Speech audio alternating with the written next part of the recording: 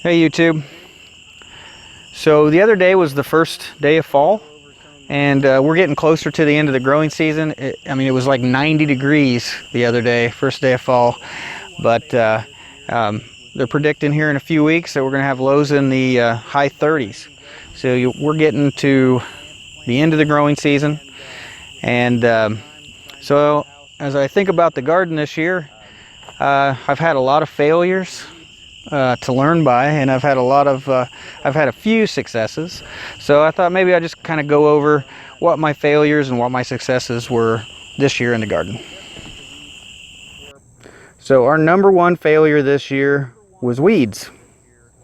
This is a 50 by 90 garden, had a lot of plants planted, and with working full-time trying to build a house and get everything ready for that, just didn't have time to control the weeds, and the weeds basically took over the garden. I had some videos on that, how bad it was. So definitely the weeds were my number one failure. So I think part of that failure is just having way too much garden to be able to take on. Our number two failure is chickens have devastated our garden this year. We free range our chickens, and last year we had basically 6 chickens after we got rid of the roosters, and this year we hatched out some more and we have 12 right now, and these chickens have ate up everything. They eat the cantaloupes, the watermelons, the tomatoes. They just eat it all up. And it's not just the chickens, it's the dog as well. My dog, he loves to pick his own tomatoes. In fact, he picks his own apples and peaches and everything out in the orchard also. So my dog also takes some of the fruits and vegetables. So we're gonna have to definitely do something different. I hope in the future that we'll be able to put a fence around our garden maybe. One of the other things is we're going to try to fence in our chickens eventually. We'd like to have a pasture area, for animals in the future, and hopefully we'll be able to get the chickens to be able to share that fenced in area with those animals, and then we won't have them in our garden. One of our other failures this year was pumpkins and zucchini. We did really good with pumpkins and zucchini last year, and this year we basically only got like 2 or 3 zucchini and no pumpkins. They all died off on us. Some of them did get squashed by the electric company when they came in to move my telephone poles, but we ended up with no pumpkins and only a couple of zucchini. They all ended up dying off. So I'm not sure what the problem was there, why they ended up dying off, but this year we failed miserably at those. So last year I grew white Japanese Hollis popcorn, and I had seeds left over, and I replanted it this year, and it was right here. And last year I was able to keep it weeded decently, and I side dressed the corn with high nitrogen fertilizer a couple times through the year, and that really helped it stay green and really helped it grow up. I did not keep the corn weeded. I did not fertilize it at all, and it basically was only 2 feet tall. It just did not grow. It was very pale green, and it just wasn't going to produce anything. So I finally just ended up mowing that over. Another big failure. I got way more failures this year than I have successes, but another big failure was my potatoes and onions. I planted them early, I got them in the ground, but I just didn't keep up with the weeds. And this is where my potatoes are, right there. And I harvested this little section right here, and I've got just a few potatoes from that area. I don't even know if it's worth going through the effort to try to dig up the rest, because they just didn't get a chance to grow. Too much competition with the weeds. And the onions did the same thing. They grew, they got really good. We did weed them a few times, and then they all died off when the weeds finally overtook them. And we finally got that all cleaned back out again. We pulled some of the onions were decent size, you know, they were bigger than golf ball, not quite baseball size, but we picked a few of them and ate them. And then the rest we ended up just leaving in the ground. We put the drip irrigation system over it and hoping to see whether these bulbs come back to life. As you can see, most of my onions actually started growing back. It took probably about a month, maybe, you know, anywhere from 3 to 4 weeks. And they finally, with the watering and everything, they finally came back to life and they grew stalks again. I wasn't for sure whether that was going to happen or not, but it looks like about 3/4 of my onions have grown stalks again. So I think that onions are fairly cold tolerant. So I'm hoping that these onions will get at least another month or so to grow, and we'll keep them watered, and we'll see if we can get a few more onions.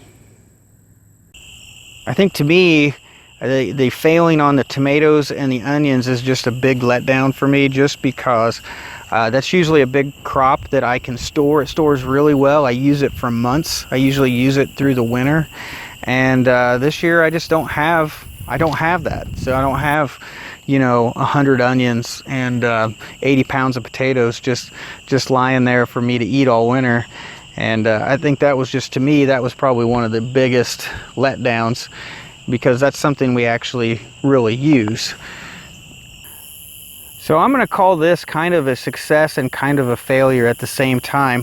This is a San Marzino. It's like a Roma tomato. These things are huge. I mean, I've got them here on a fence. They're just overflowing out into the row. And here's one that's so heavy it just basically fell over. But the problem with these is I just can't get them to turn red, and when they do turn red, they only turn about half red. So you get all these tomatoes that the bottom's red, the top is still green. And it just, I find that, I mean, I bet you in here, still 90% of these tomatoes are green. To me, they're just not usable. By the time the top part turns red, you know, these tomatoes are starting to rot on the bottom. I just don't understand it. So I was not very happy with the San Marzinos. I think I'm just going to go back to a regular Roma tomato. Probably my #1 success in the garden this year is that this year was the first year that I actually grew everything from seed. I did not buy one single plant. I grew all of these from seed in my garage at my previous house. And so I was really happy. And then there was quite a few of those seeds that we ended up saving from last year. So we started seed saving last year, and some of our plants were grown from those seeds, and we grew every plant out here from seed. So I think that was a success in being able to become a little more self-sustainable in the garden, being able to save your seeds, being able to just propagate your own plants. So I think that was just kind of a huge success overall. I'd say the second big success this year had to do with the drip irrigation system. I mean, I've got some 5-foot tall tomato cages here, and these tomatoes are growing out of those 5-foot cages. And all the plants just really came to life after the drip irrigation system. I was able to control how much water they got. I could water, you know, once a week, an hour, or 2 or 3 times a week, an hour or two. It was nice. And this is probably one of the best years I've had for peppers. You know, I've had good years with peppers in the past, but some of these plants, I just can't even keep them standing up. They're so heavy with peppers. So I think the drip irrigation system was just a huge success.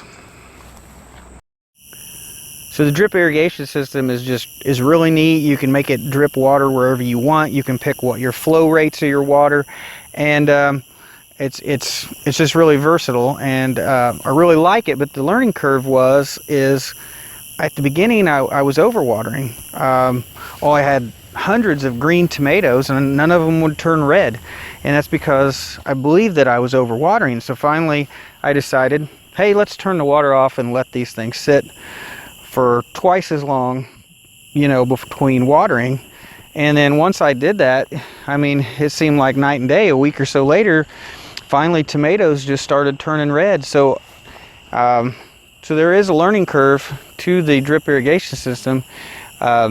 You can overwater. So I just needed to learn that. And after we got that down, and then we basically only irrigated twice a week if it didn't rain. And I mean, the garden just thrives. Another success this year is grape tomatoes. So we've grown cherry tomatoes before, and we thought they were too sweet for us, and so we decided to grow a grape tomato. And this is a sweetheart grape tomato, and these things are just, they're good, they're excellent. You can throw them on salads, you can just eat them. And they gave us quite a few tomatoes when we weren't getting them off of other tomato plants. And now we're to the point where we got tomatoes on everything, and we just cannot keep up with all of these tomatoes. So these sweetheart grape tomatoes were a success. This is definitely something that I will plant again. Another success I think we had this year was the mulch. We took all that hay and straw that was in the barn, and we laid that out in between the plants and in the rows. We did put cardboard under some of it, but after we did that, I mean, we still have weeds, but where we put that mulch, after the first couple weeks of the weeds that started to emerge through it, after that, it was done. You know, I mean, it's pretty much stayed weed free, and every once in a while you get one weed that pops up, and it pulls right out. So I think the mulch method in the garden, around the plants, in the walking areas, was a success. I just wish I had more of it to put down. Now it's coming to the end of the growing season, and as we kind of reflect over this year gardening here, it seems like I've got more failures than I have successes. But really, we're just trying to learn. We're still learning on how to grow in clay soil. This is our second year growing in clay soil, so we've tried some different methods this year, and just trying to figure out what methods work out here. Also, every year we're trying new varieties. I think we had 5 varieties of tomatoes, and somewhere around 7 probably different varieties of peppers, and we're just trying to basically find what varieties grow well, and you know, what works and what we like. So you know, we're just trying to pin those down, so then once we find what works and what we like, maybe we won't have to grow as many plants as we're growing now, and we can size the garden down, and it will fit more my me and my wife's needs. But right now our garden is so large because we're just doing a lot of experimenting and just trying to see what works and what we like. So hopefully next year we'll do a little bit better and have a lot more better success. Hopefully we'll have a lot more time on our hands to be able to you know, to maintain a garden. So wish us luck next year, and thanks for watching.